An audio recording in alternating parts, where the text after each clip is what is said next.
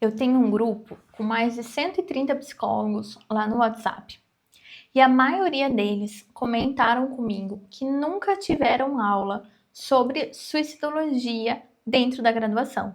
Muitos deles, na verdade, não sabem nem o que significa esse termo, suicidologia, nunca tinham ouvido falar sobre isso, que é justamente o estudo do suicídio. Eu também, na minha graduação, nunca tive aula sobre isso.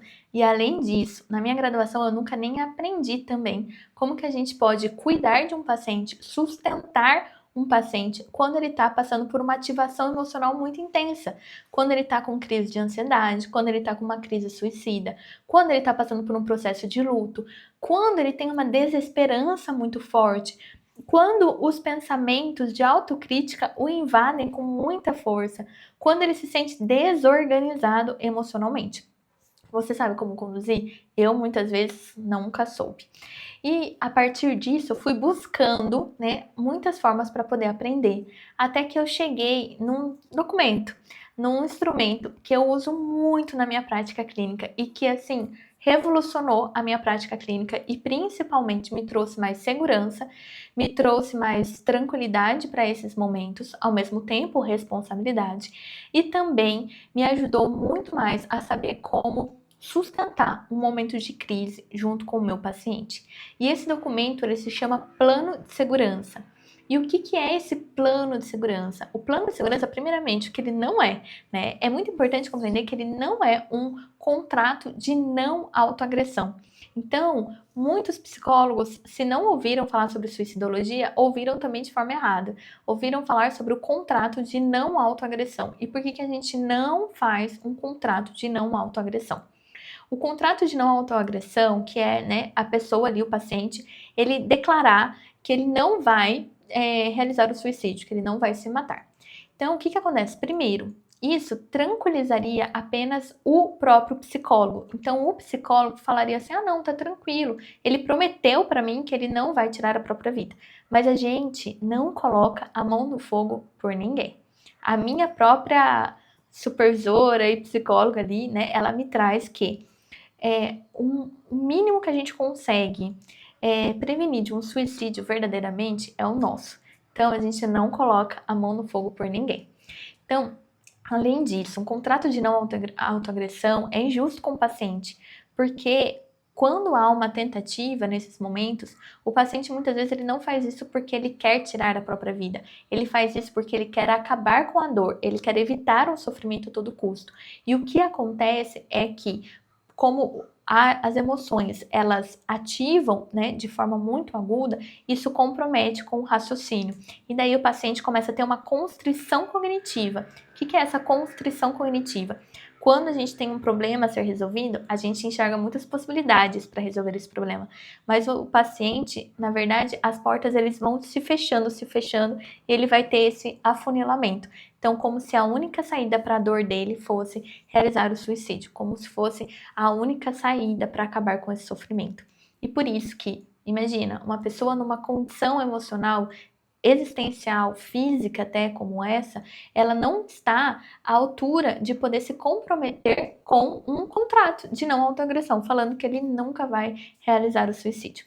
Então, isso acaba deixando o psicólogo, muito mais numa postura quase sem estar ali, continuando investigando o paciente, sem estar numa postura ali ativa, uma postura muito passiva, tranquila até demais, que não é a postura que a gente espera de um psicólogo, de um terapeuta, quando o paciente está passando por momentos críticos na vida dele. Agora, o que é o plano de segurança? O plano de segurança, ele é um plano escrito colaborativamente, ou seja, a gente não vai passar como tarefa para casa, a gente vai construir junto com o nosso paciente em sessão. Ele é colaborativo, ou seja, a gente vai ajudando o nosso paciente a pensar em estratégias de autorregulação que já deram certo em outras fases da vida dele, ou ensinando algumas novas estratégias para ele.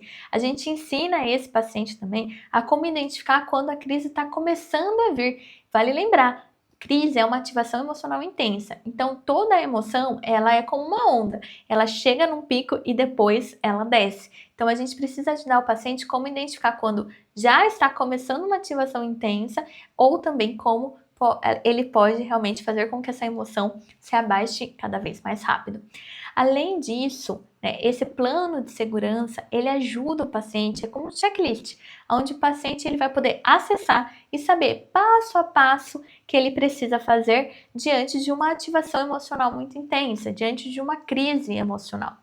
E a partir disso, isso vai também ajudando o próprio paciente a ter autonomia, né, diante desses momentos, a não ser tão dependente do psicólogo, o que também acaba ajudando o psicólogo. Afinal, o plano de segurança é um cuidado nosso com esse paciente, mas sem a gente estar ali 24 horas disponíveis, porque o excesso de disponibilidade, como há outros vídeos aqui no canal falando, né, sobre a dificuldade dos psicólogos de colocar limite, isso adoece muitos profissionais.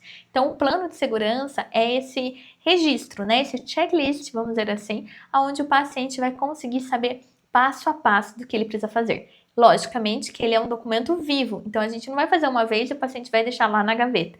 Não, em todas as outras sessões, a gente vai também ajudando o paciente a identificar se ele precisou usar o plano de segurança, se ele usou, o que aconteceu quando ele usou e como ele usou esse plano de segurança. E além disso, a gente vai observar quais são as estratégias que estão dando certo e a gente mantém, quais são as estratégias que não estão dando certo e a gente retira e quais estratégias precisam ser mais treinadas ali, junto com a gente no consultório do nosso paciente.